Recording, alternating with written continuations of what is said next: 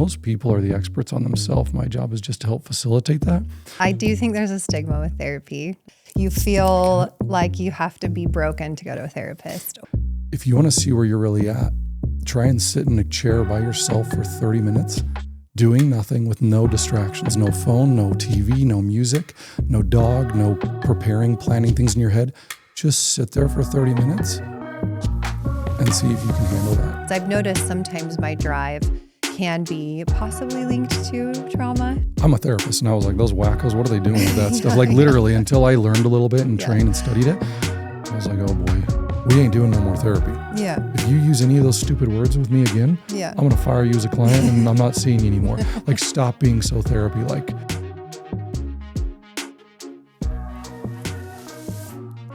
Welcome back to How We Do. I am your host, Meg Carlisle. Almost every guest we've had on this podcast, no matter how different their story is, they all share a common thread: restlessness, control, obsession, high drive, and also a kind of inner chaos they can't seem to turn off. Today's guest helps people understand that part of themselves. Logan Bleazard is a licensed clinical social worker and the founder of Breakthrough Therapy. He works with people dealing with OCD, anxiety, trauma, and ADHD, but he also works with a lot of high performers, the ones who build big things but carry heavy things too. This isn't just about labels or diagnoses. It's about understanding your brain, your patterns, and your nervous system, and learning how to actually live from a place of alignment, not anxiety. So whether you're the creative that can't rest, the overthinker who's killing it but exhausted, or the achiever who secretly feels like a fraud, this one is for you. Also, make sure to stick around with us to the end of the episode for a bonus Q&A with Logan to answer some of the questions that you're going to want to know the answers to. Logan, thank you so much for being here today on this podcast. So this podcast is going to be just a little bit different than what we've done in the past. You're here is really an expert to kind of give, shed light on some of the individuals that we've had on the podcast. They have a very common theme kind of running through them. All of them are high performers, and they all kind of deal with some of the similar things in which you specialize in. So will you just give like a quick little, hi, I'm Logan. This is who I am. Am I giving my background a little bit, or just? Yeah, give me a quick little background. You know, Logan Bleazard. I am an LCSW, licensed clinical social worker, focused my training and education on therapy, mental health counseling. Been doing it just over 10, 11 years with my internship year. And I've dialed things in for the most part. I kind of bounce around like many that you've talked about. I specialize with trauma. I've been doing that about 8 years. OCD for about the last 5, and I've been doing anxiety and panic attack stuff for most of my career. And then I do coaching, consulting on the side as well. Right. A lot of work that way with teenagers and their parents. Yeah. Kind of family coaching, family counseling to help them navigate the tricky waters of teenage years. I love that. And early adulthood. So you're going to speak today about, these individuals we've had on and those who will resonate, who listen with this or to this, about just kind of how their brain works and how you see things in therapy and how you help people and give practical kind of tips and tricks to help people's brains operate, more fluidly. Okay. Okay. What were you going to say? I was going to say, are you asking me a question now? Nope. No, that's just kind of I wanted the listeners just to get an overall. This will be just a little bit of a different type of podcast, but it'll be super impactful. Okay. So I want to start with, why do you think OCD, anxiety, and trauma patterns show up in successful people specifically? I think, you and I have talked about that. I would say, they're a hard point to make because there's always exceptions, but we all have choice, right? And so there's plenty of people, I'm sure listeners that may be irritated when it's like, oh, it wasn't a choice. I didn't get a choice. Because with trauma, you're in a state of survival, right? Oftentimes you're in a state of crisis where even doing basic day-to-day things, if you don't do perfect, if you don't do right. If you don't succeed, it feels like you're in danger. You're letting people down. You're not there to support or keep other people alive, in a sense, is how it feels, even though that's not the scenario. That's how we respond to situations. And so I would just say that theme specifically with trauma and OCD has similar responses a lot of the time, where when they're obsessed about something and they can't do whatever it is they want to do, their compulsion, a lot of the time it feels like they're in danger. And so they go above and beyond. They get obsessive. They get almost neurotic in a way, where it becomes an obsession, where they become excellent. They thrive because it feels dangerous or scary, and so they have to. Versus this choice of, oh, we're going to go succeed. It's so easy. It's just pushing hard. That's a common theme I see. That's interesting that you say that. I think maybe listeners who don't even know that they have trauma to unpack or OCD tendencies, if they're feeling like this kind of resonates with them, how do you, it's a very lengthy process, but how do you kind of work through, trauma and OCD with people that are high achievers? They're pushing through, but it feels different. So how do I help them work through that, or how do I help them identify that? Yeah. It's funny. I called a previous client, started work with her about 3 years ago. I just wanted to hear her thoughts. I said, I'm going on this podcast. I'm just curious what you think, what helped you. Right. Yeah. And she came in, and for about the first 4 to 6 months, I mean, she was like, and she was extremely successful in her business. And she would always say, I'm a warrior. And she just had this drive like I've never seen.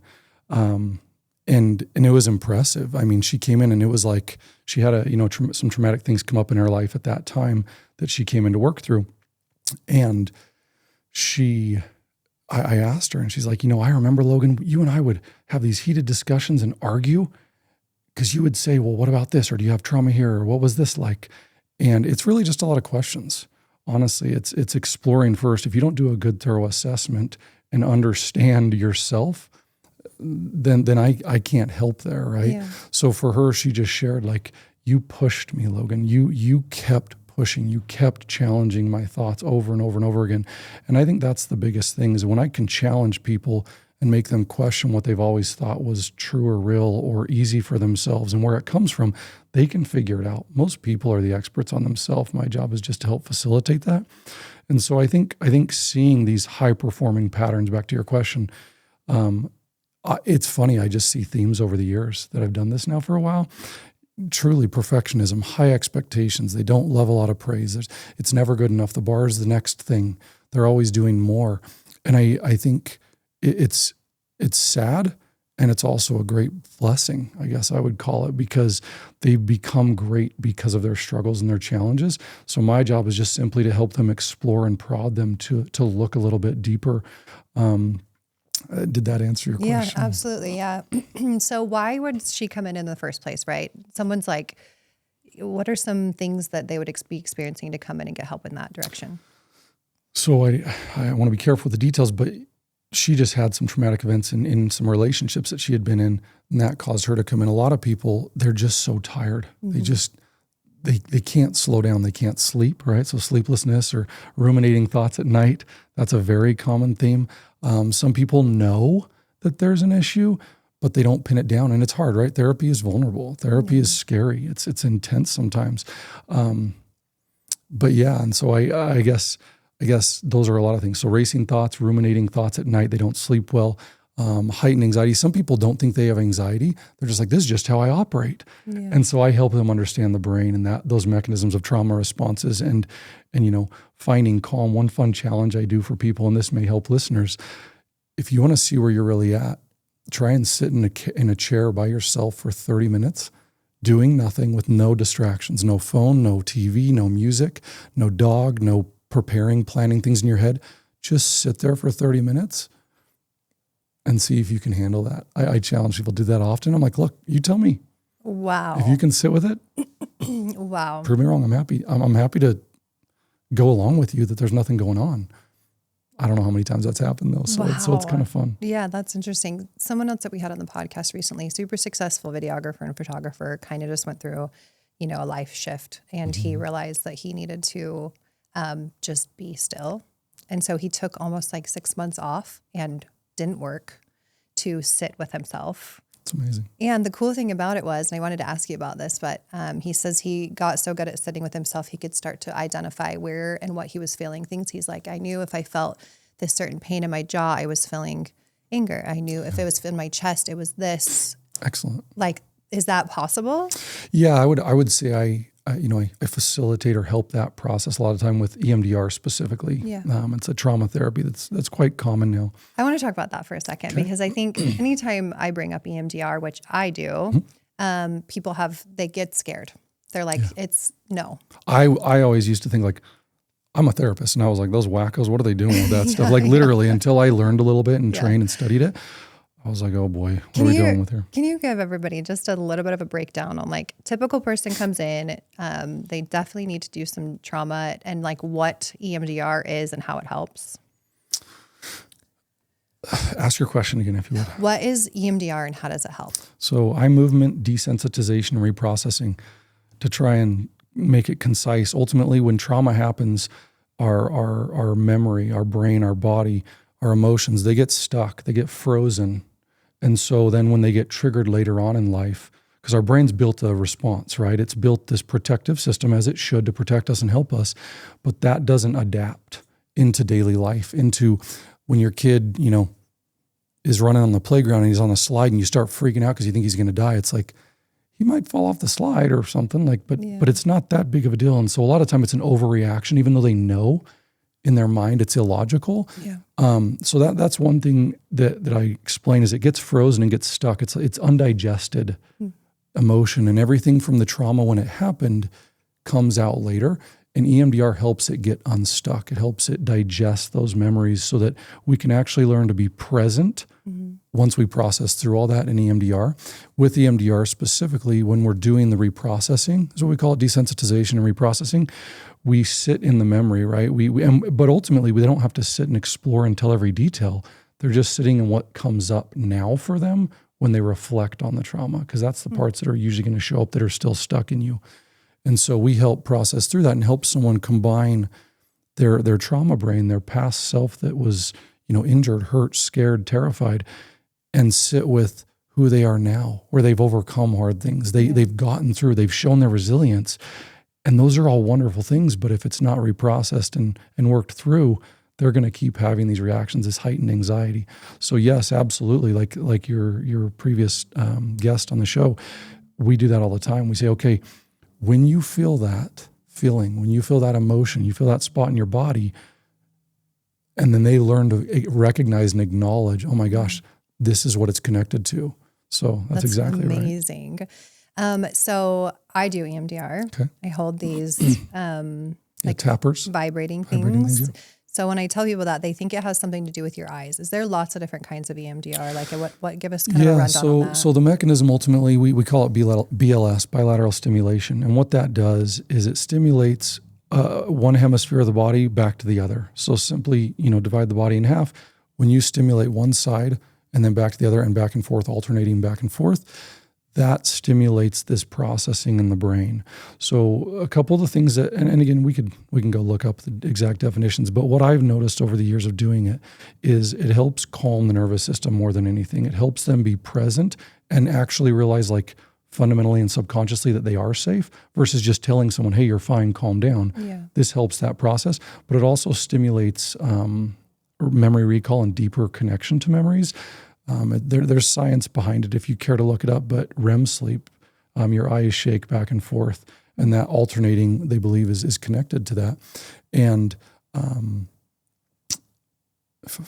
lost my train of thought, but they use different mechanisms. So some people use tapping. That's what I use generally speaking, depending on the client, if they're okay with that. But these tappers just tap back and forth. We can increase and decrease the intensity and the speed of those, and that stimulates that. But they also use eye movements where they have light bars that people can watch, and their eyes just go back and forth while they're thinking about the memory and processing what they're feeling now.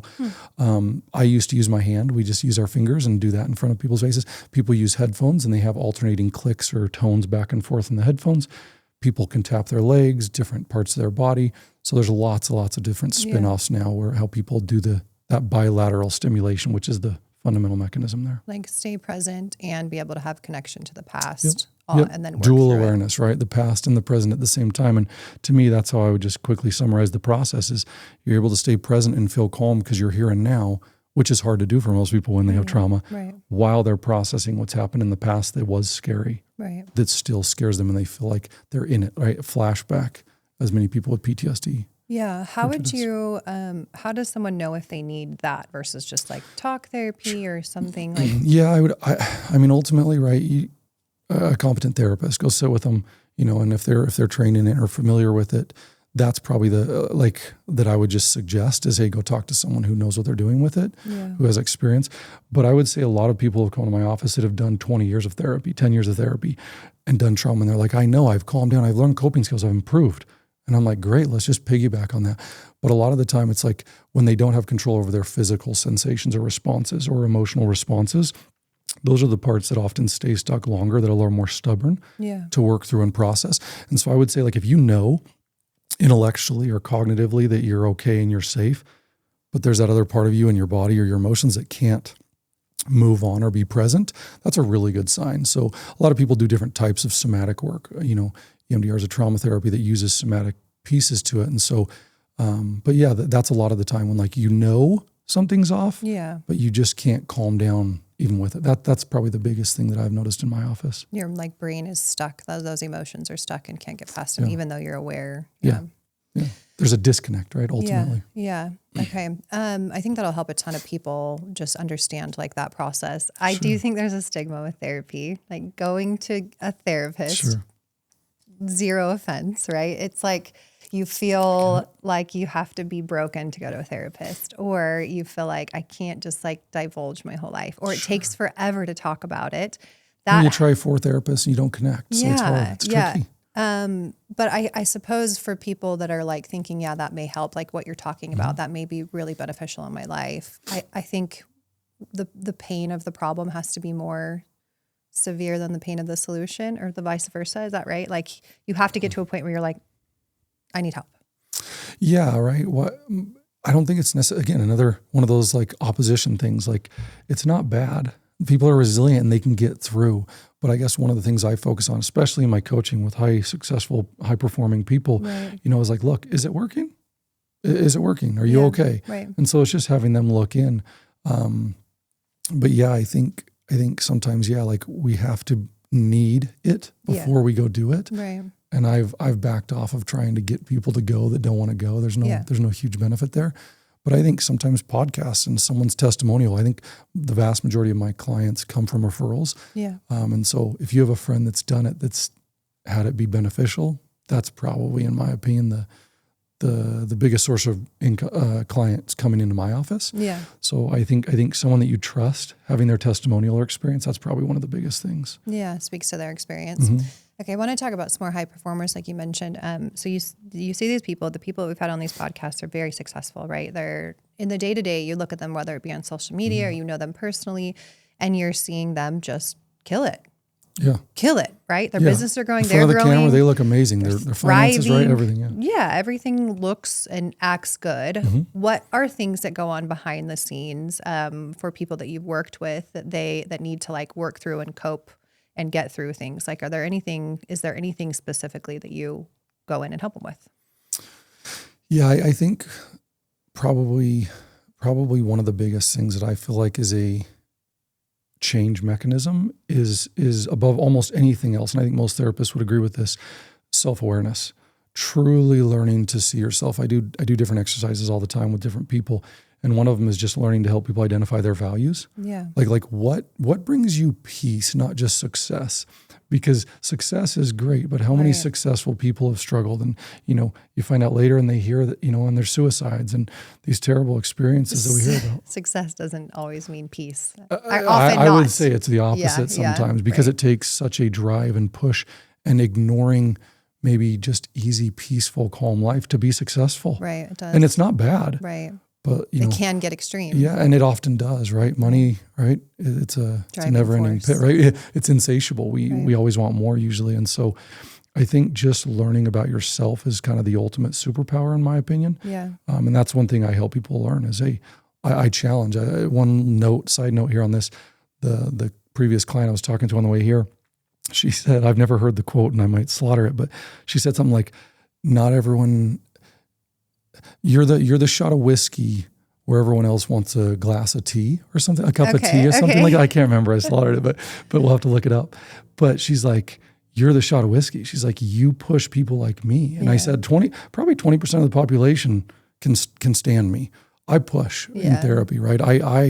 I push people, and a lot of therapists I don't think agree with that. They want to be validating and nurturing, and I feel like I want to argue most of my clients feel that from me, but I'm sure I've pushed plenty of clients away by pushing. But to her point, and I'm specifically speaking to the high performers, that's what they do, and so it works really well.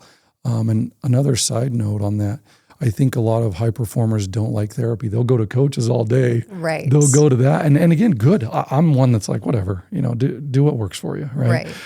But there's a difference stigma, between coaching and therapy. And again, I do both. Right. There is a difference. But a lot of high performers, like, I'm going to go be vulnerable and this guy's going to make me feel good and validate me and, just sit with my feelings. They're like, how does that help me? That's what I hear a lot. And so I try to cater that to each individual because some people need a lot of that and there's nothing wrong with that. Right. But yeah, the high performers often, I like it actually because they'll argue. They'll be like, no, this. And I'm like, look, this isn't arguing because I'm right. Yeah. I'm debating to get you to explore yourself more. Right. And so. Yeah. So values.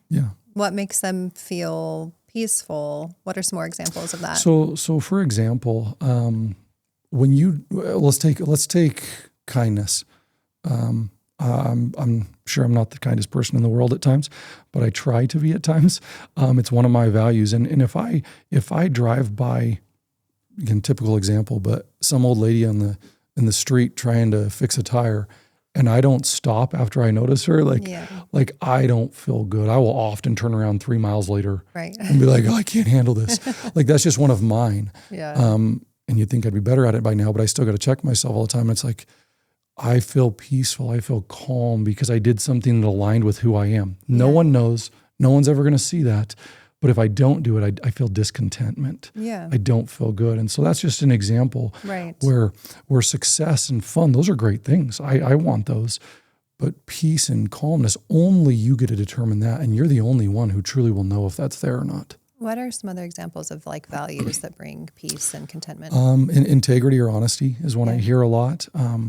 Hard work. Speaking of high achievers, if they don't work hard, they feel bad. Like they feel sick, and that can be a trauma thing, but it can also be a value. And I do a lot of deciphering that way with clients, where it's like, look, it's not always a value just because you don't like how you feel, but that's another one that might be there. For some people, authenticity. For one gal, almost everyone says some sort of relationships, friends or family. So those kind of things, those bring you peace, contentment, and you're like in alignment and feel good. Yeah, and a lot of the time values, the external aspects of your life are irrelevant. Yeah. So you lose your business.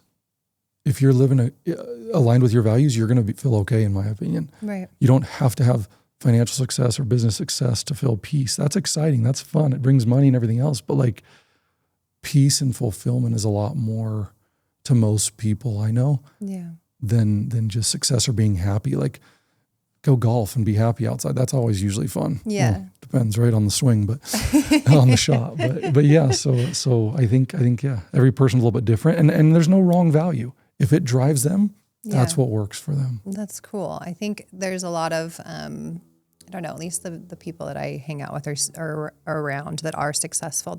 They're very driven by success, right? It's a very enticing. It's very enticing, but it can be and myself too. Like, it becomes obsessive, right? Where I, like you had said before, don't feel like I'm enough if I'm not succeeding at work. It becomes like a me problem, an internal problem. Yeah. And when things go bad at work, then I'm not enough, right? Like that kind of a behavior. Excellent articulation.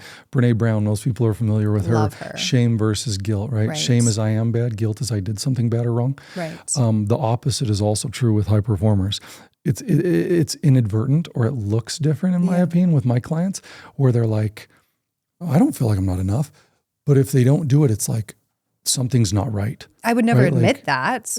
Again, most Right. don't. But deep down, it like hit me so hard. Like when things go bad or when they don't turn out as best as I hoped they would, it was like, I hope I'm still lovable. Yeah. You know, that kind of a feeling. But you can't determine, right, if someone else thinks you're valuable. Right. Or enough. Right. That's not up to you. Right. That's up to them. You can determine and learn to feel enough as you are. And again, there's nothing wrong with chasing success and, you know, reaching your goals. Right. But I think, the opposite of what Brene Brown talks about with high performers is very, very true a lot of the time. I see that in my office where it's like, I try and help them learn that actually, that, hey, strive all you want, but ultimately you're always going to want more. Yeah. So learn to find contentment because you're putting your efforts and your energy that's aligned in your values and your goals. Yeah. That they have to learn to be enough with that. Right. Versus always chasing that next success, whatever that may be. I think that will hit home with a lot of people and just high performers in general. We operate a lot the same. A lot of entrepreneurs operate very similar. How does that tie back to like trauma? How can that tie back? Because I've noticed sometimes my drive can be possibly linked to trauma. How does that happen? So first of all, trauma, right? Oh my gosh, very overused and sometimes underused in my opinion, right? So I have people who, right, PTSD is one thing. It has very specific criteria. Honestly, not a ton of people fit the full criteria by the diagnostic book we use to diagnose. Of PTSD? Yeah. Okay. Yeah, I mean, plenty do, but traumas show up all the time. Everyone has little traumas, right? And some people dismiss that. Big T, little t, right? Yeah. Traumas. And big T's are like, you know, death, serious injury, sexual abuse, stuff like that. And no one should ever dismiss little trauma, right? It's not little trauma because it's not a big deal. It just looks different. It's a different type of trauma.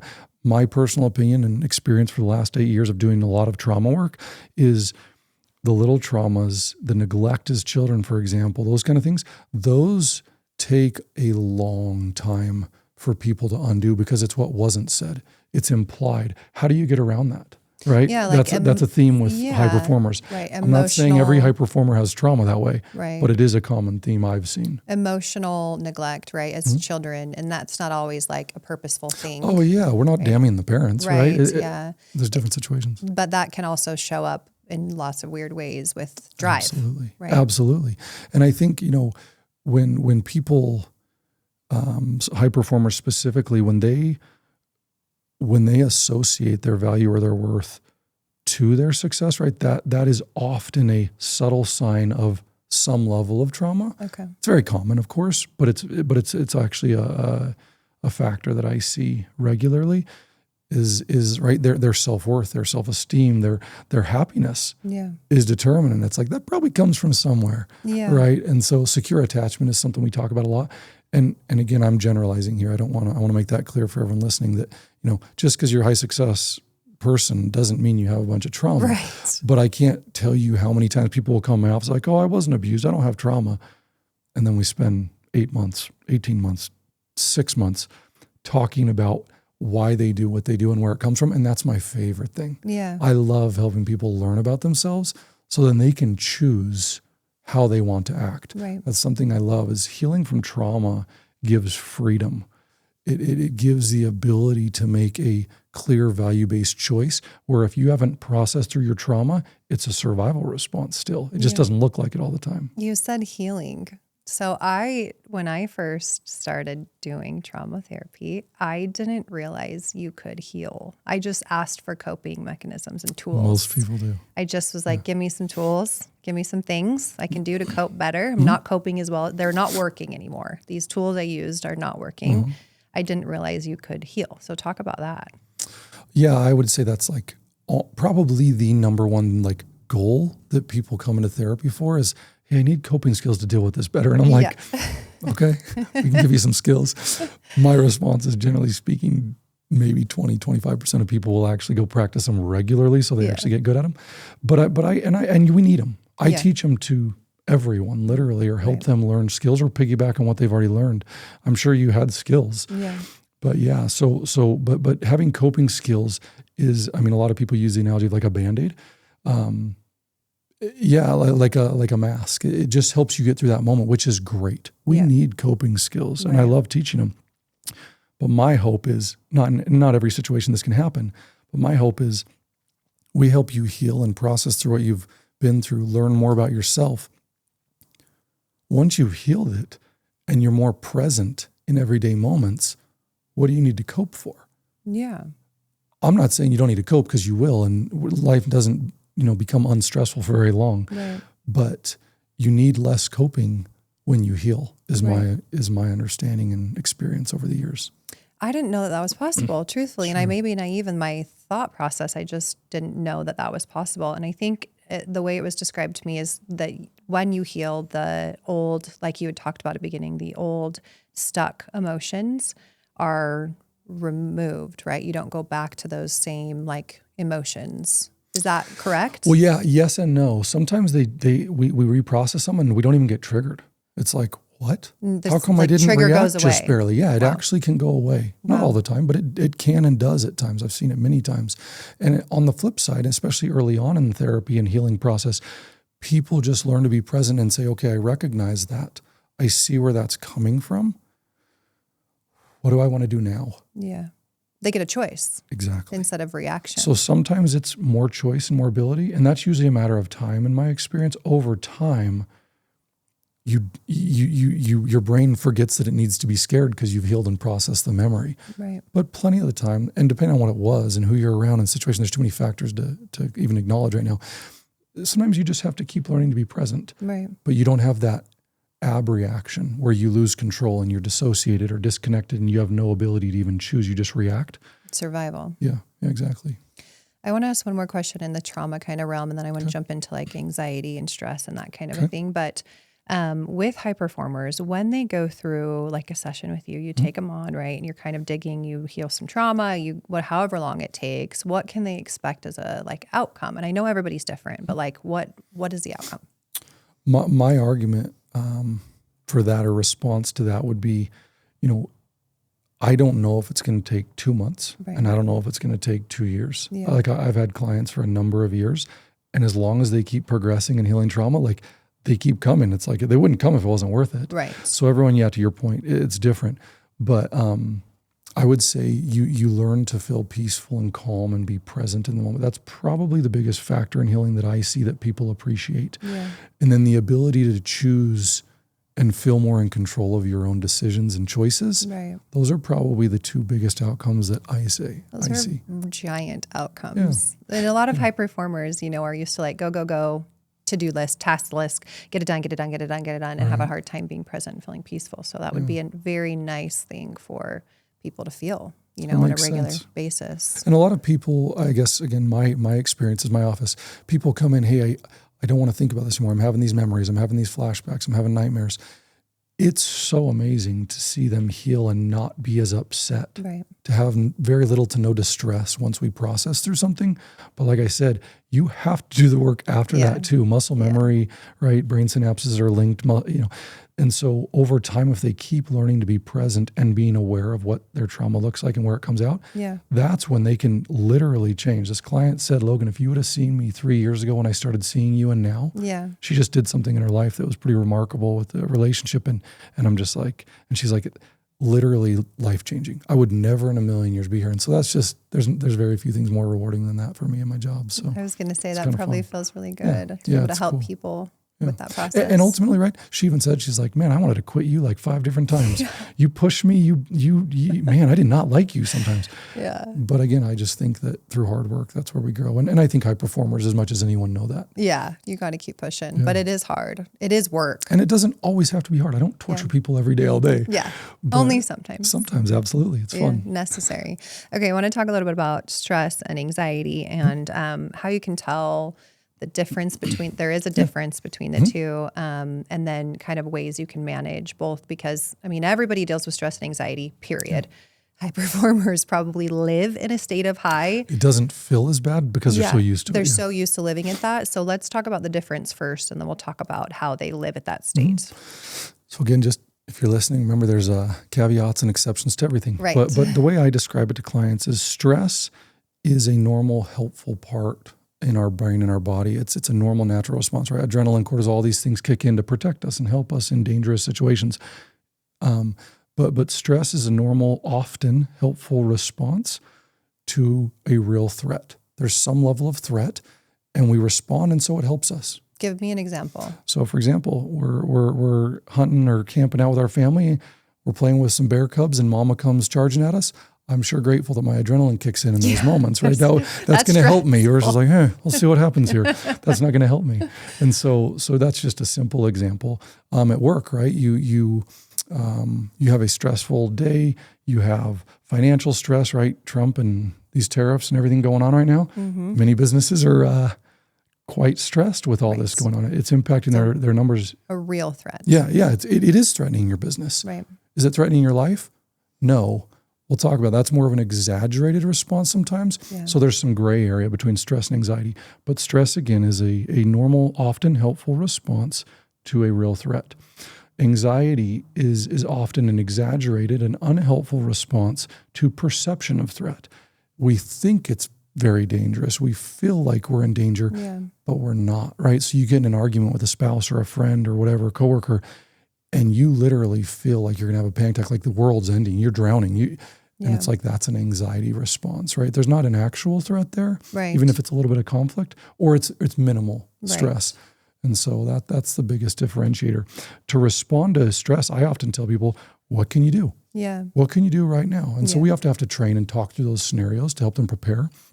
With anxiety, I would say the biggest thing is support and connection and coping skills, right? Learning to ground. Learning to actually use your five senses, ground, be present in those moments. Because if someone says during a panic attack, dude, calm down, you're having a panic attack, just relax. That's not going to help. I've never had a person be like, oh my gosh, that was so helpful. so that doesn't help. And so connection helps with both stress and anxiety, to be clear. That's probably the number one thing I tell all my clients. Like if you can find connection to someone, whether it's physical, emotional, everyone likes that. We're humans, we're mammals, that's what we need. But they're a little bit different. We're hardwired to want and need connection, like as a species. And a lot of high performers I've experienced with, they pull away, they isolate, they push harder, and it's like, it's just furthering the problem. Just briefly, flooding and stuffing. It's something I teach a lot of people. I learned it from a gal named Claire in my internship 11 years ago. Stuffing is shutting our emotions down, being busy, distracting. I'll give some examples. Drinking, drugging, exercise, TV, social media, work, food, sleeping, scrolling, anything like that. Golf, right? A lot of these high performer males love to go out and golf. It's not bad. I love that. That's fun. That's all good. All of those things can be great in small doses. You got it. Yeah. But we sit there because we haven't dealt with what we need to deal with. We don't know how to tolerate that stress and anxiety levels. So we stay there as much as possible. And by stay, you mean we stuff it down. We stuff it down. Exactly. We just run away. We avoid. Right. And then when stuff does happen, or we feel out of control at all, what happens? We go to that flooded side. And it's not just like a 50 out of 100 or 60 out of 100. It's often 90 to 100 out of 100 where they cannot handle it. They're in life or death as they feel. And so learning to differentiate the two, stress and anxiety, lots of my clients have been like, oh my gosh, this is helpful. Because then I know how to respond. Right, based on where you're at. Yeah, if this is stress, I'm going to do this. If it's anxiety, I'm going to do this. So stuffing is like avoiding stuffing, doing something to distract. Yeah. And then explain flooding one more time. Flooding is simply feeling overwhelmed or really, really heightened emotions. Anxious, rage, right? Panic attacks, anything on that. Anger, any sort that's just like extreme. Yeah, and honestly, it can even be good emotions. Yeah, but extreme. And I would argue, again, a lot of high performers are very intellectual, very logical. Yeah. They process their things that way. So even good emotions overwhelm them. Yeah. If it's in high doses or lengthened periods of time, they're like, okay, we got to get back to work. Right. That's controllable. You got it. Yeah. I think that's really helpful to know. And so in a perfect person, do they know how to like stay somewhere in the middle? It's always a toggling. Okay. You're always going to be ebbing and flowing back and forth, in my opinion. I teach people a lot of the time. 2 simple skills. I've had it at 5. I've tried to just dumb it down to 2. I just say, hey, take a time out and learn to regulate. And I call it mindful check-ins. Yeah. So be aware of where you're at. That's the first step, is awareness. Okay. But then be intentional in your time out. So for example, if you want to go golf or if you want to go walk or if you want to go exercise, let's say you go for 30 minutes on a hike or a walk. Be intentional. I'm going to go intentionally check out because I'm about to lose it right now. Yeah. Parenting. Take a time out, right? Leave it, Ryan, go get the kids, right? That kind of thing. And so you set an alarm on your phone or your watch, because we're always with one of those two things, for 15 minutes. And then after you're there in the room for 15 minutes, for the next 15 minutes, start up-regulating. Everyone wants to run away. Everyone wants to stuff. Everyone wants a break. Right. But what's going to happen when you come back in the room if you haven't become mindful and aware and present? Yeah. You're going to go right back up to flooded and emotional again. Yeah. And so intentional and time limits, those are probably two things that I would really, really emphasize to taking time outs. Everyone knows how to stuff. Right. But you can do almost the same behavior, but if you're intentional and have time limits and then come back to whatever the stress is or the struggle is, you're going to learn to regulate better so you don't need timeouts as much. You're not checking out all the time. Correct. Yeah. Okay, you talked about grounding. Okay. I think it's quite a well-known term nowadays, but I also don't know that it's all explained the same. Can you give me like just some tools that you use in therapy for grounding and what they're best used for? Fundamentally, grounding is learning to ground your mind and your body to the present moment. Yeah. You're ultimately being present to realize you're safe. Right. On a subconscious level, so your brain can actually relax, right? Number one grounding skill is what? Breathing. Right. Take a deep breath, right? Yeah. They have box breathing in through your nose, out through your mouth. They have all different sorts, which find what works for you is my suggestion.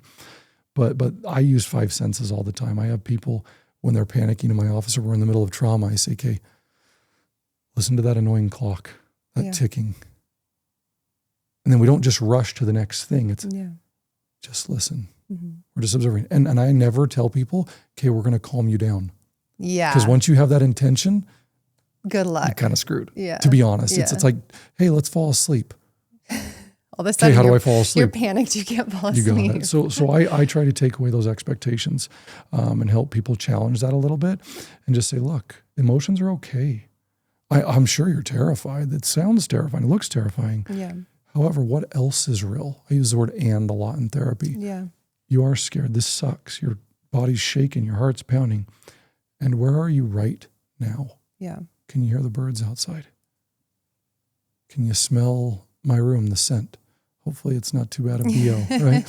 Whatever that might be, it's just learning to focus on now. That takes practice. Yeah. We all are good at distracting again, but true grounding is being present without expectations, without looking elsewhere. But a lot of the time I have to tell people, hey, when you get distracted with your thoughts, it's okay. Be okay with it. Don't fight it and be upset with yourself. Can you hear the clock still? And so it's just coming back over. And then eventually you'll learn to train your brain to do it. I think your brain can get used to it eventually. Yeah, we just rewire it. Yeah. Neuroplasticity is real. The brain can change. When can you use like grounding exercises? So I often tell people there's kind of a threshold and right, depending on the diagnosis or concerns or whatever's going on and situation, right? Someone in trauma, when they get triggered to a specific trauma that they haven't worked through, you need to be careful. That's often going to amplify it. So I tell people to try and find your own threshold. I use around a 7 or an 8 out of 10. If you're on a scale of 10 and you're 6 or below, maybe even a 7 or below, I challenge people, that's okay to struggle. Yeah. We need to learn to tolerate this struggle versus just running away all the time. Yeah. And so I say, hey, if you're at about a 6 or 7 or below, let's just sit with this. Yeah. Let's just be present, see where it goes. Most people, when they're at an 8 or a 9 or 10, mindfulness doesn't work. I call it mindfulness. Yeah. That's just kind of the term I've put to it. It often doesn't work. Our nervous system is going too crazy, right? Our sympathetic nervous system. And so we need to do something more intense. Yeah. Cold showers, ice cubes in the hand, go outside and lay on the prickly grass and be in the middle of the sunlight. Again, go do something, go drink your coffee, go, do whatever it is. So depending on what that threshold is, there's different skills and responses that I teach people. Yeah, I like that. Often when I use grounding technique is before bed to sleep, because I think a lot of times, at least a lot of people I know, have a really tough time sleeping. Especially high performers, right? Like I've been there. Their brain is going a million miles an hour. Absolutely. And I guess, I'm going to ask you, I don't know, 2 years ago, for example, I don't know how long you've been doing your business. I don't remember, but how was it, would you have done mindfulness in your 5 senses sleeping 2 years ago? How helpful was that? Yeah, I don't know. I think I was too in the trenches. I don't know if someone would have told me like, try this, maybe I would have tried it because I was in such a bad place mentally, but I guess until you're ready, you can't. Yeah, but I would say until you learn it and you learn about yourself, a lot of people actually do try it. Really? And They're that just doesn't work. And they're just like, I don't know how to do it. Okay. And again, I wish it was easier, but I've just found in my office, like, man, it surprises me that people need more coaching. But that's one of the areas I really focus on. Yeah. Is helping people learn to be present and mindful. It's hard for me. I would say it's hard for most people. Yeah, it's really hard for me, especially at night. Like, go to yoga, you can do it. Yeah, yoga, no problem. When you're in bed at night with yourself and your thoughts and nothing else, most people struggle doing that. And so I cater to each person, but learning to truly slow down. I coach people on those in session a lot of the time so they can, because they're like, oh, that was different than I did it. So you just got to tweak little things. And generally, again, most therapists know how to do that. So that's not something that's hard to find. The one thing that's the hardest for me, if I'm being honest, is that I want to be good at it. Again, totally makes sense, right? You're good at everything, right? No, you're just like, these high performers are used to getting stuff done. They get what they checking want. It off the list. Like they get what they want because they work hard at it. Yeah, like if I put enough work into it, it'll just, come. But with being present and with grounding, it's something that I have to actively work on, and it's hard every time for me. But it's getting easier. And then I'm glad you said that, because I would say do it for 6 months. Yeah, it's do it getting for a year, easier. You'll get better at it. Yeah, the more I practice, the more I can like pull my mind back, because my mind does wander. And I think sometimes people think like, I can't do it because my mind wanders. Well, everybody's mind wanders. But I love that you said before, like, just kind of don't chastise yourself for having a wandering mind. Just pull it back and keep trying. And you're not doing it wrong. Just keep trying. Yeah, one way I frame this is, imagine a little kid that's trying to color or do math for the first time. What are you doing? I've already taught you that. You should be able to do it. Yeah. That's a high performer's brain with themselves. They're very critical that way oftentimes, right? Yeah. And so I just say, imagine talking to someone else. How gentle would you be with someone you love if you were trying to walk them through this? So that helps sometimes. It's like, don't criticize, just be patient and sit with it. And again, I said earlier, let go of the expectation that it's going to calm you down. Right. If that's in your head, you're kind of done from the get-go. Yeah. So I try and challenge people a lot. Let go of let go of that first, because again, high performers, I figure stuff out. I'm a problem solver. I'm going to do this. Yeah. And I'm like, good luck, right? Welcome to powerlessness. Good luck. Okay, I want to talk about powerlessness. I'm glad you brought that up. Powerlessness in general, high performers do not like to fail. No one does, but no one does. They tolerate it not so well, right? They don't do well with that. Yeah. Why? Again, like I said, this is going to maybe sound weird if you just get this out of context. I talk to clients and I say, okay, have you been a little bit spoiled? Yeah.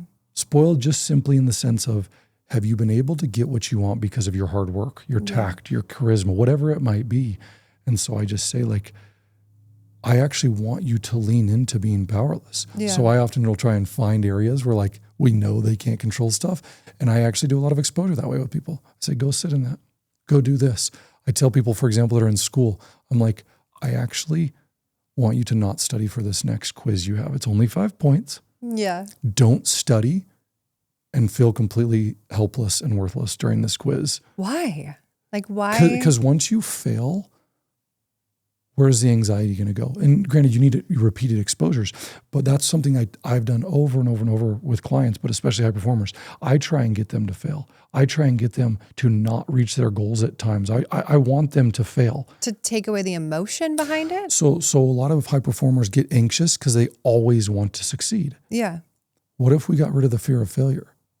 And once you fail, I could tell you that all day. They know that. They're smart. They can connect those dots. They're intellectual people. But your experience teaches you infinitely more. And everyone knows that, right? Where do we learn the most? Experience. When they fail, and I'm not saying fail their business, right? Right. But little things here and there, they realize what? I'm still me. I'm still okay. Yeah.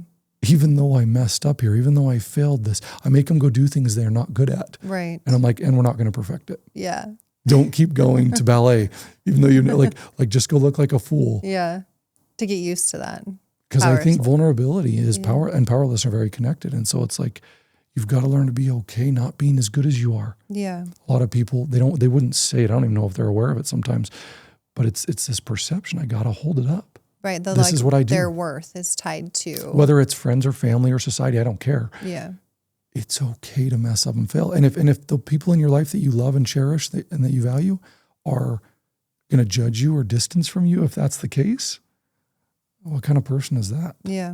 That's tough in business. Very much so. You know, more than I know. I'm not some business expert by any means. So. Yeah, it's tough when you have a lot of people underneath you and you're kind of holding everybody's lives together. It feels like a lot of pressure. You know? Totally. And my again, I have had 2 businesses in my life. I'm no expert here, but my employees, whether they've been in the business 1 year or 6 years, I'm always like, hey, tell me what you think. Yeah. I like open dialogue from a business perspective, right? From an owner perspective, you have to have a hierarchy, of course. But my opinion is like, I got to learn. Yeah.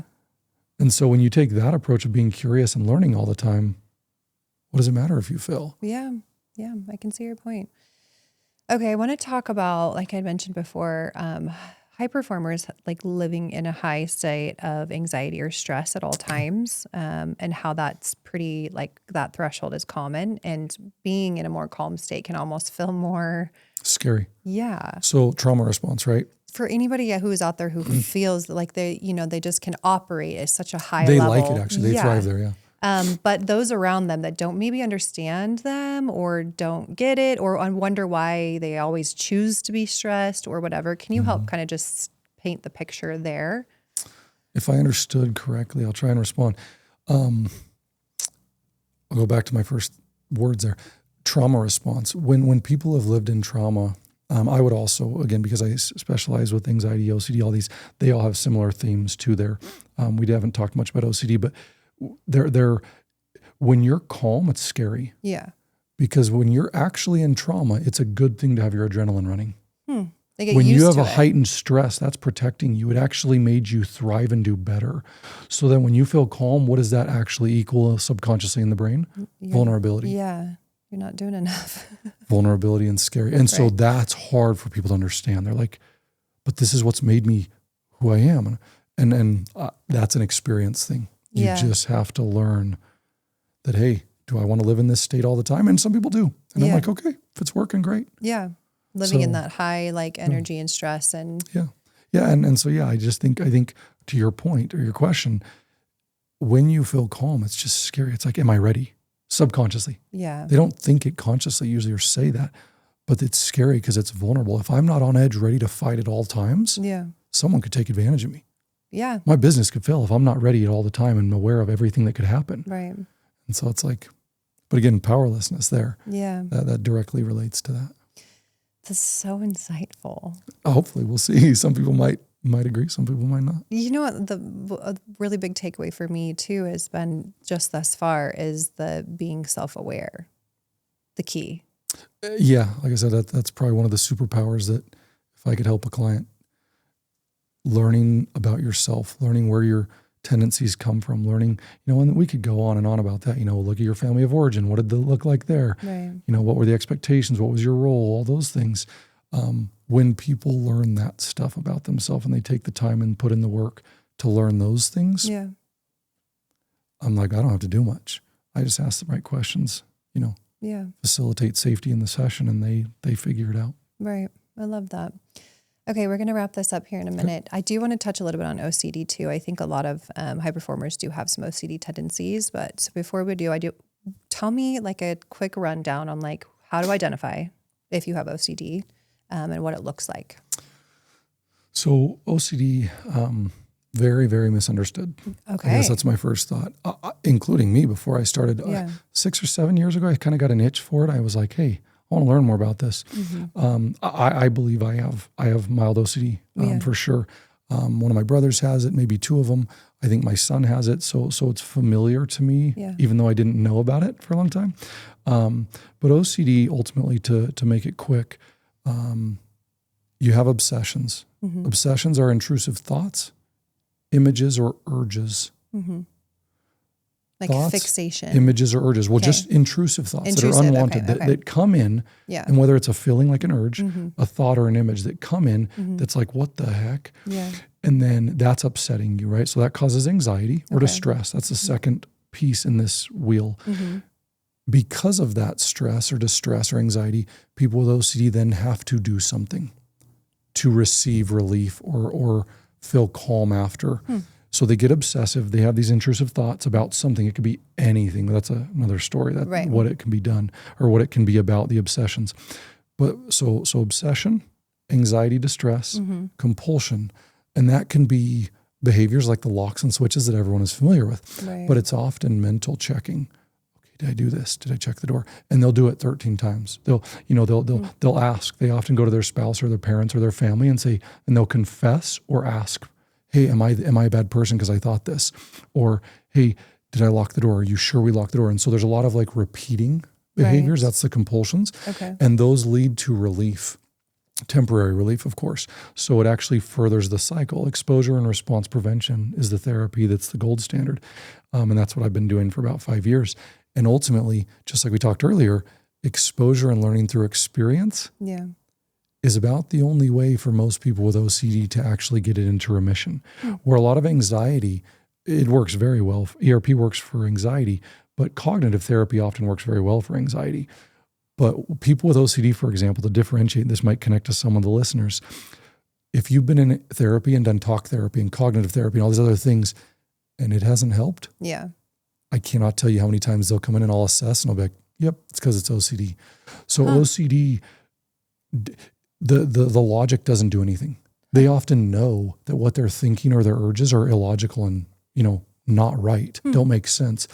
But they can't stop. And this might be a weird, maybe controversial perspective, but I've worked a lot with substance abuse over my career. About 8 or 10 years I was in the arena and working with clients that way. And if you take someone who's addicted to a hard drug, they'll get in that space where they're desperate, right? They haven't had their drug. It's been a day or so. They're withdrawing. They have to have it, right? It is a necessity. It's more important than air. They have to have their drug. It is that strong sometimes for OCD. Like they can't calm, they can't direct, they can't help their family. They have to do that compulsion, that thing that gets them over the hump. But the problem is just like heroin, for example. Okay, I'm okay now. I'm okay. It almost like kicks it right back in gear. You're right back in the cycle. They feel like it's going to save their life. So then when they took it, their brain's like, okay, it's a good thing you just did that because if you didn't, we would have died. So it actually strengthens the cycle, which is why it's so hard. It often lasts a long time. And so OCD is quite unique. Like I said, it's not just door handles and stuff. There's so many different aspects to it. People have intrusive thoughts about harm, OCD, harming someone in their family. Right. Just a brief example, they see a knife. What if I do this to my family member? They don't want to. It's not an urge or like what they want. Sometimes it is an urge, but it's not what they desire or want. It's a, what if this happens, right? Intrusive So thought. another thing with high performers, just right OCD or perfectionism. That could be another thing as well. But they have to get it right. Just right OCD. What do you mean? And that's what's hard. It could be anything. Like for a lot of people, it's their books. Like things have to be just right. Sometimes it looks like a tic disorder. I have had some of that in my life. My son has some of that. And people their clothing has to be just right. Their dial on their radio, this is a very common one. It has to be 13, not 12, right? Wow. And like numbers are very, very common. Overthinking. So those are common commonalities with just OCD. Right. Yeah, that's one type. You could go Google it. There's, harm OCD, sexual OCD, religious scrupulosity OCD. Wow. It just goes on and on. Contamination OCD is very common. Phobia is very, very similar to OCD. I do a lot with phobias as well. So that was a lot. Sorry. No, that's so interesting and so I think helpful to help other people identify like, oh yeah, maybe I do struggle with that. Or maybe I don't have to struggle with that because that's me. I identify with that. Yeah, they get that. And they're like, oh, I just thought it was this. Yeah. I hear that a lot. Just thought I was, a crazy anal person because everything has to be just right. Or, but they're like, but I don't do the door lock, so I don't have OCD. Right. A lot of OCD is in your head too. They call it, some people call it pure OCD, just purely obsessive OCD, but their compulsions are in their head. They're reassuring and checking themselves, playing through scenarios over and over and over. And they just keep getting the intrusive thought after every time though. It might take 5 seconds. It might take 5 days, but it'll come back. That is so fascinating. Okay. As we wrap this up here, I kind of want to know from you, is therapy worth it?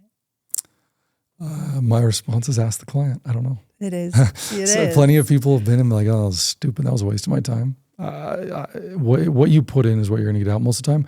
But there's a lot of the time, honestly, and I'm sure people have said this about me, like, well, that was worthless. That guy was an idiot, right? Or, and it's like, well, they just sit there and validate me. I hear that all the time. It's needed, but, it's just a right fit. Everyone will always agree that enjoys therapy it took the right person most of the time. You had to jive with the right person. You had to have the right fit, the right feel. And like I said earlier, I think a lot of people probably wouldn't like my style. Yeah. It's just who I am. I got to stick to who I am, and the people that it works for really appreciate it and seem to be making changes. And, it's not me. I facilitate some things, but so I don't know. I genuinely believe that. I don't know if therapy is always going to work for everyone. I sometimes have had clients who've been in therapy for 20 years. I'm like, we ain't doing no more therapy. Yeah. If you use any of those stupid words with me again, I'm going to fire you as a client and I'm not seeing you anymore. Like, stop being so therapy-like. Yeah. Like, let's just be human. And so I think there's just a huge gamut, huge spectrum of what works for some people and what doesn't. And sometimes coaching works. Sometimes a friend works. Right. Sometimes a mentor works. Find what works for you. I obviously am biased because I'm a therapist, but I think we could all benefit, but I don't think that means we have to or we need it all the time. Yeah. Finding what works for you. And if it doesn't work the first time, don't give up and keep looking. Yeah. I don't know the statistics on it right offhand, but like I would say my clients probably average of 3 before they find someone they like. Really? So don't give up. Yeah. Yeah. That's common, surprisingly. Right. I think just as like a testament to what I've experienced these last, 6-8 months, something like that in therapy, doing EMDR. It's done exactly what you've said in certain aspects. Like, I'm working through these big things in my life, and it has brought me a lot more peace and calm. And my husband's even said that, like, you seem more chill. You're not getting as like agitated over. It's a lot of times work for me, right? Yeah, like reactive and stuff. Yeah, just like having to make sure everything's right. Yeah, and like good, and we're killing it, and we're above and beyond, at all times. And so he's mentioned, and so is my mom, like, you seem a lot more like calm, and like even when bad things happen, you don't seem like you're gonna die over it. To speak to that point, a little bit of a tangent. I think, like I said, I have OCD. I wouldn't put myself in a high performing class, but I think I operate very similarly. My brain does. And I often base success off of results. Most people. Yeah, high performers. But especially high performers, right? Yeah. And I've had to get away from that because sometimes I want it to be faster. Right. And it's not me, it's them anyways. But like, it's something that I think we just all need to remember, that sometimes it takes 6 months, sometimes it takes 2 months, sometimes it takes 5 years. Right. And so I'm very progressive in therapy. I want to move. I'm goal oriented, but I have clients where we'll put a pause for 6 months on progress because they just need to be heard. They need to feel safe, So everyone's a little bit different that way.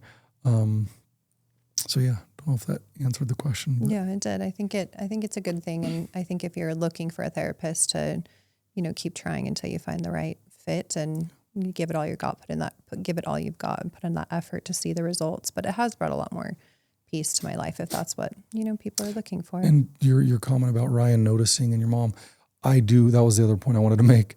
There's my ADHD, but when I hear clients come back 6 months, it's usually around that time period. That's probably what I would bet on if I were to put a bet on it. If people are really working, people in their life start commenting. Yeah. Hey, what's going on? And I love hearing that because I see it, because I get to see the client every week or every month or whatever they do. Yeah. But when family and friends that know them notice, I'm like, man, that's what we're looking for. Making right a there. difference. They can see their life is actually changing. Right.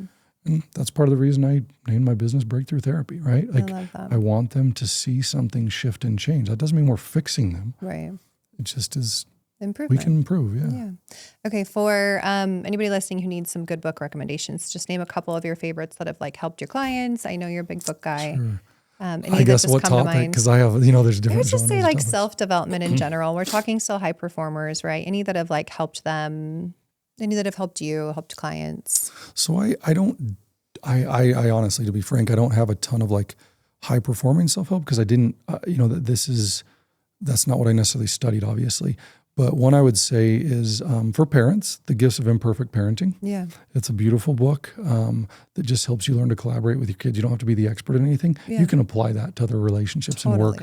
So, but that's one that's gold to me. The Gifts of Imperfection. Yep. Gifts of Imperfection by Brene Brown. Yep. The Gap and the Gain. Mm-hmm. I can't remember the authors. Dan Sullivan and Ben something. Yes. Amazing book. That is a wonderful, wonderful book, The Gap and the Gain. If you want to kind of explore yourself and learn a little bit more about you, This would also be it's a parenting book, but you'll learn what you did or didn't get in your childhood. Yeah. It's one of my favorite parenting books. It's called The Power of Showing Up. Yeah. And it is like a self-analyzing one too. Again, it's mostly focused pretty much primarily for parents Yeah. and how they can help their kids have secure attachment. Yeah. But in that, if you take your own lens of being the child, be like, did I get that? Did I not get that? And just to be clear, it's never about critiquing our parents. We're all going to mess up our kids in ways, right? But just to learn about yourself and see what you didn't get. And then that can often lead to really, really good stuff in therapy, because you're like, hey, I realize this tendency and this is why. And then we can get to and explore that and digest that and process through it. I love it. So that's a really, really good one. Amazing. Thank you so much for being here. I feel like there was so many like good gold gems that people can learn and hold on to. Yeah. If people want to know more about you, to contact you, get in touch with you, where can they find you?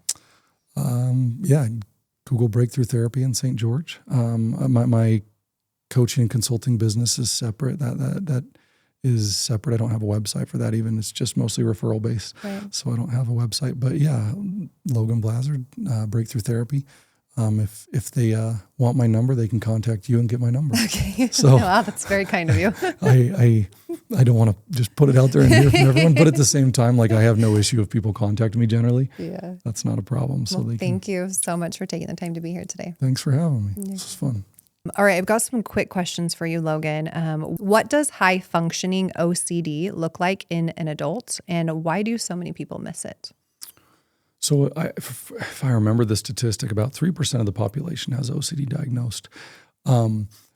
It's so broad. Like OCD can look like so many things. Like I said, there is so many different types of OCD, but a lot of the time it's insatiable. People do things obsessively, fixate, and it doesn't stop. So that's what I would say is when you can't stop doing something, even with logic or reason or evidence that you should, you can't stop. You have to keep compulsively doing something. You have to do it, to simply put it. I like that. And especially, I mean, you said it's so like broad, right? There's so many different types, which is why it's probably misdiagnosed or missed, you know?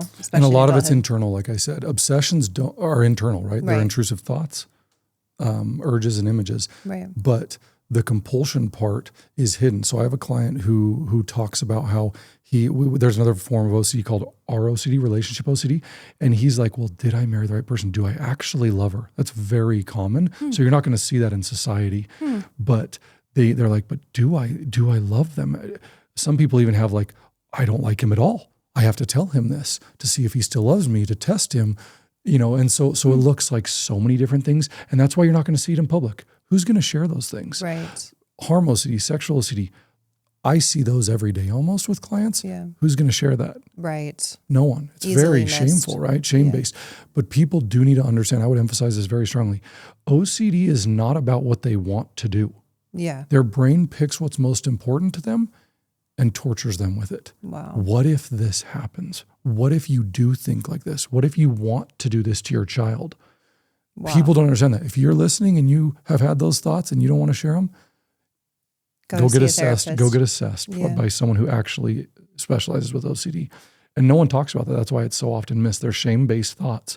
But it's not that they want to. It's just, what if I do though? So OCD, a clip here, a brief comment. OCD is intolerance of uncertainty. It's stuff you can't prove. How can you prove that you're not going to hurt your kid? How can you prove that you love your wife? Wow. Their brain can always say, but what about this? So it's very sneaky, very deceitful, I guess is a good word I would say. That was perfect. That was good. That was good, right? What did I say? Those were good clips.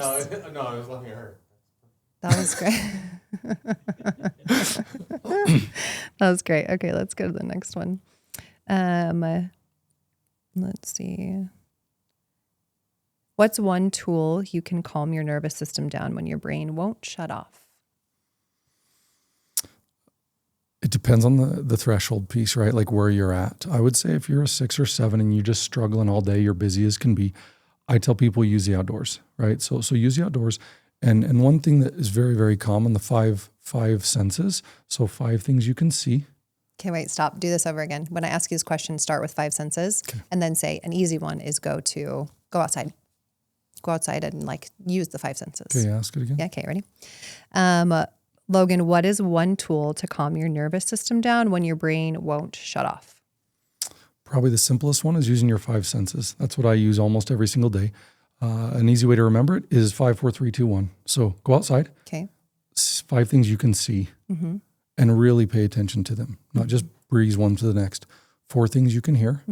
3 things you can feel. 2 things you can smell, and 1 thing you can taste. So just use your 5 senses and really hone in on those sensations. That was incredible. Great. Okay. How does perfectionism mask emotional pain? Perfectionism masks emotional pain, in my opinion, my understanding, most through staying busy. When you have emotional pain, you don't want to face it. You don't want to deal with it. But if you can always be chasing perfectionism, which is insatiable, you'll never be perfect. Yeah. It distracts you perfectly because it'll never end. You can always be doing more, better, higher, right?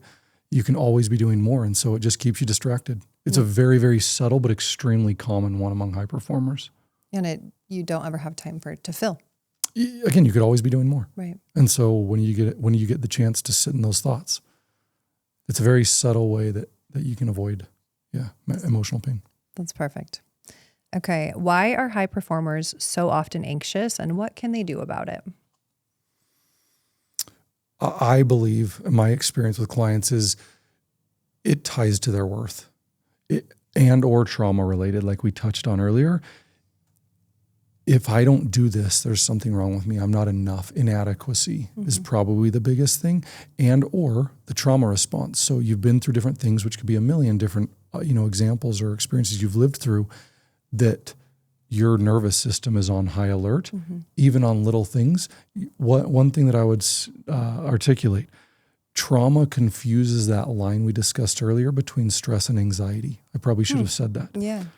Trauma confuses our brain and our body to thinking that we're in danger and it's stressful when it's actually just anxiety, because it brings back up old stuff in our system that makes us feel in danger even though we're not. That's good. Okay, this is the last one. What is your message for people who feel like they're too much? Get the hell over yourself. That's a good question.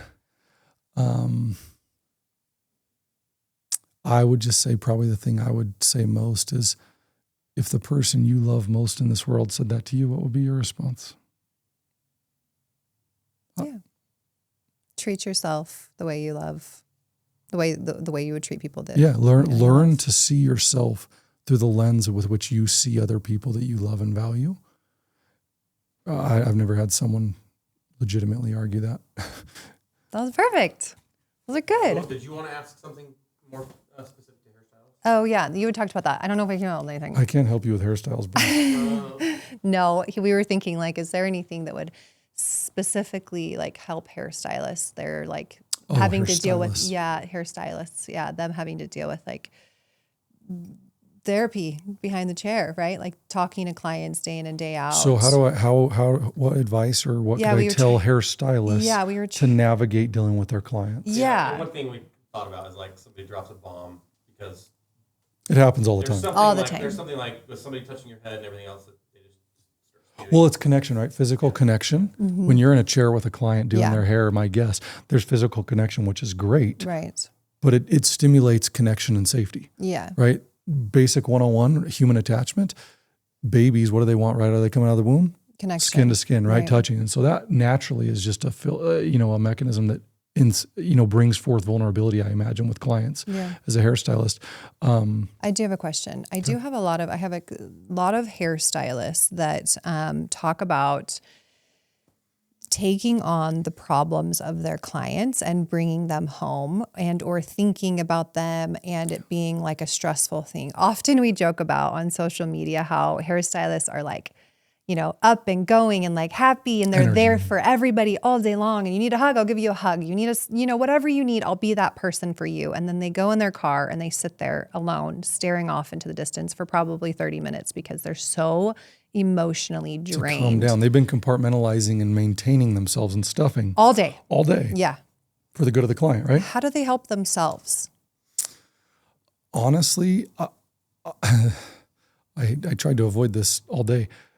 Honestly, go talk to a therapist to learn how to navigate it. Like there's not one way, right? Because every person's dealing with different crap Right. that's upsetting them for different reasons. Right. But I would say learn to be mindful every day. One thing I do, because I would argue hairstylists are as close to being a therapist as any profession probably, besides maybe certain doctors. Literally every day, multiple times, 30 seconds at a time, when you're walking to your car, when you get in your car, when you go to the bathroom, when you brush your teeth, just be like, hey, how am I doing today? Because that stuffing and flooding idea I taught you earlier, they're going all day on stuffing. They're avoiding their own emotional responses because they're trying to take care of someone. So check in every day. That is probably one of the biggest benefits to emotional regulation that I never hear people talk about. Okay, pause. Say that in a consent. That was perfect. I don't know how to say that. That was perfect. That was absolutely perfect. So they have the clip of me giving this scenario, and I would say, how do hairstylists help themselves? I would say take time every day, multiple times a day, with little daily routines, getting in your car, getting in bed, getting in the shower, brushing your teeth, eating, and just check in with yourself and say, how am I doing right now? That isn't talked about enough, in my opinion. We teach skills, but being aware of your own emotions, we use the phrase name it to tame it in therapy, helps you regulate just by simply being aware more often, instead of waiting 8 hours or 10 hours till after your day to check in and be like, when you get a break, go check in for 2 minutes. Just sit with it. How am I doing? You got it. And like name it. How's my body feeling? Where are my emotions? What was really hard for me today? What was exciting? So you don't just have to do it on negative. Yeah. And not try to fix it. Yeah. You're just acknowledging. And then keep practicing that to be able I to. I use the phrase the word curiosity. Okay. Curiosity is a superpower when you are dealing with any other person, including yourself. So be curious with yourself in those moments.